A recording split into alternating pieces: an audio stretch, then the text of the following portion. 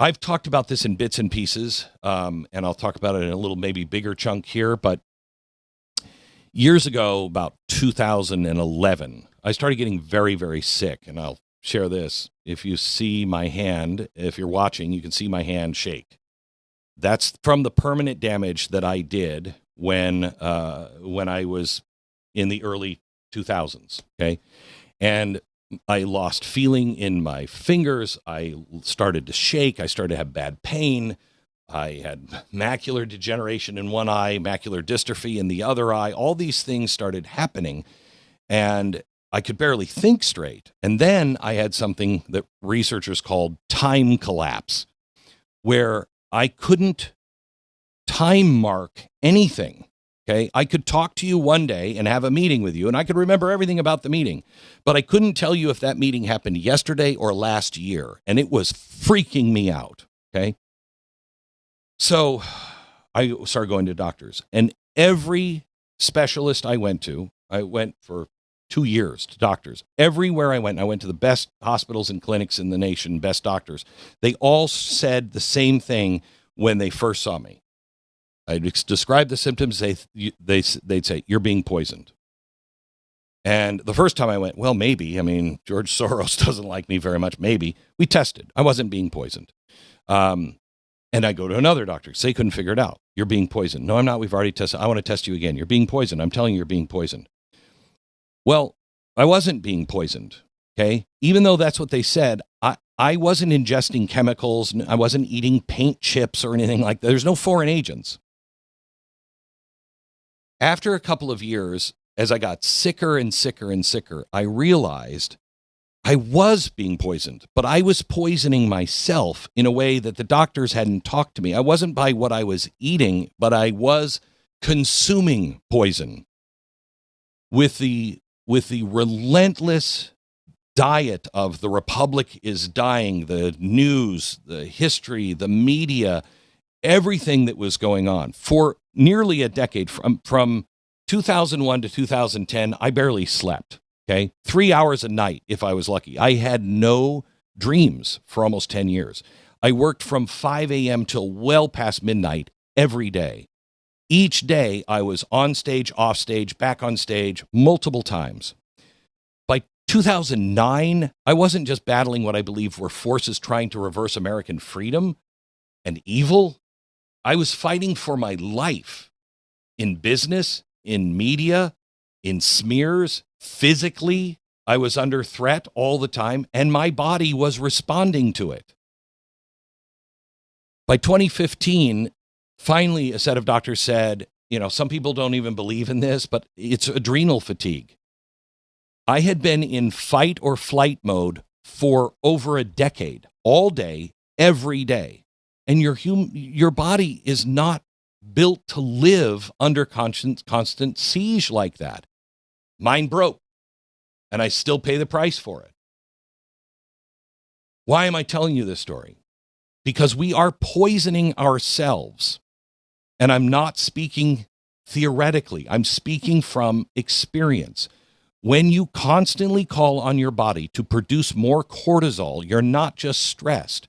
You're rewiring the brain. You're reshaping your body. You're altering the outlook on life. Cortisol is your body's built-in alarm system, okay? It's released when the brain perceives a threat. And in short bursts, cortisol is brilliant. It's great. It mobilizes everything that you need to help you survive, okay? But it was designed for dinosaurs and lions, not headlines and social media. And when your nervous system is constantly activated by outrage, catastrophe framing, existential politics, doom scrolling, Nazis, pedophiles, cortisol stops being a tool and starts to become a poison, corrosive. Your nervous system shifts into chronic fight or flight mode. Your sympathetic nervous system dominates. Heart rate, blood pressure stay elevated all the time. Blood sugar stays higher. Over time, hypertension, insulin resistance, cardiovascular disease, and those are the easy ones. The second thing that happens is your brain begins to change. Chronic cortisol if it's exposed into your brain, the hippocampus, the part of the brain responsible for memory and emotional regulation, that reduces the volume of that part of your brain. At the same time, your fear center becomes much more reactive. So you're processing less, and yet your fear is going up. You literally become more threat sensitive, more reactive, less reflective. Okay? And then the prefrontal cortex, that's responsible for all the executive function, the impulse control, the nuanced thinking, that's less effective because it's also under chronic stress. That means more black and white thinking. That's why your friends cannot hold two thoughts. They can't say, yes, these protesters were protesting and they were out of line, but they shouldn't have been killed.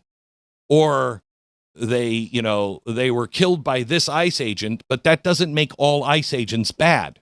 Got it? You can't do that because you no longer physically can do it. The last thing that happens, your mood shifts. High chronic cortisol linked to anxiety, irritability, sleep disruption, depression. Sleep suffers because cortisol interferes with melatonin. Then poor sleep increases cortisol. It's just this endless loop, okay? You wake up tense. You scroll. You confirm your fears. Your body prepares for battle. You repeat. When that happens, your worldview narrows.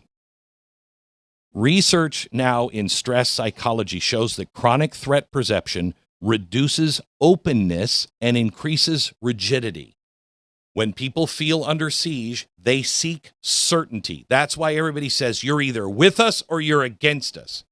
And they become more prone to catastrophic thinking. Nuance is dangerous because that's what your body is made to do when a dinosaur is chasing you, okay? And any opponent is more hostile.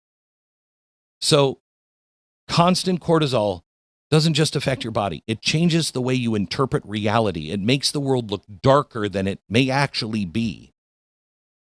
There's something called threat bias. Under stress, the brain notices negative information more than positive. Headlines, that are catastrophic stick more than stories of progress. You start scanning for danger, and that scanning becomes your baseline. And your body cannot change. My father used to say this, there is no bad thought. Your mind will process all thoughts. I'm a bad person, I'm a good person. It will react the same way. It doesn't differentiate between positive and negative. It just creates. Your mind does not distinguish between a charging animal and a cable news chyron that says, threat, they're coming to kill you, Nazis are here. It reacts the same way.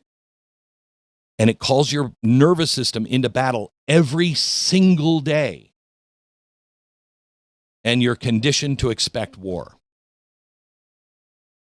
Over time, this does really bad things. It reduces hope because hope requires the belief that tomorrow can improve. How many people do you know believe that tomorrow is not going to be better, that their life is not going to be better or their kids' lives are not going to be better than theirs? That is, for the first time in American history, that's happening. It increases aggression because your system is primed to defend. Have you noticed people are much more aggressive than they have ever been? They don't listen to each other. This is why chronic outrage cultures feel the way you feel most likely right now. You're just exhausted. You're just exhausted. Your body's designed for bursts of crisis followed by recovery. But if we've engineered, think of this with social media, we've engineered an environment where existential crisis is permanent. There is no recovery. When you live in that state long enough, you begin to believe the world is permanently on fire. When I say we're poisoning ourselves, I speak from experience. Think about the media. Think about politics. Think about social media. Think about social media with our kids.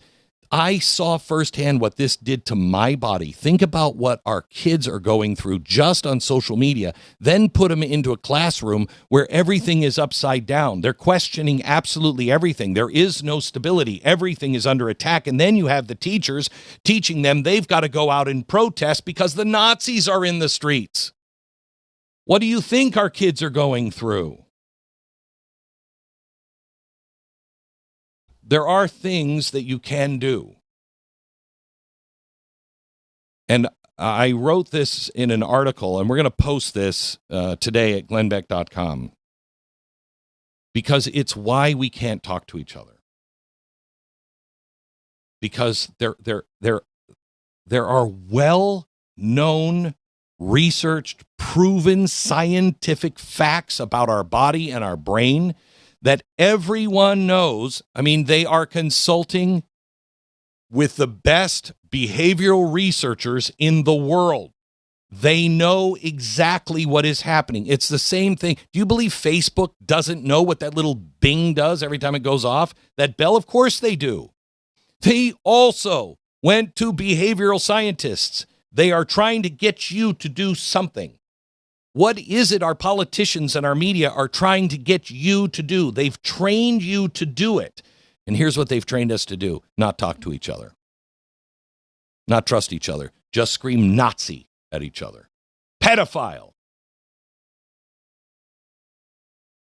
That only leads one place.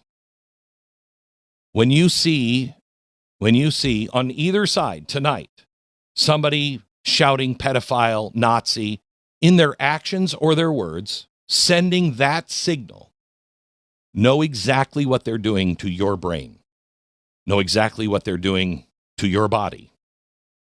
You don't want to pay that price. You don't want to pay that price. You certainly don't want your children to pay that price.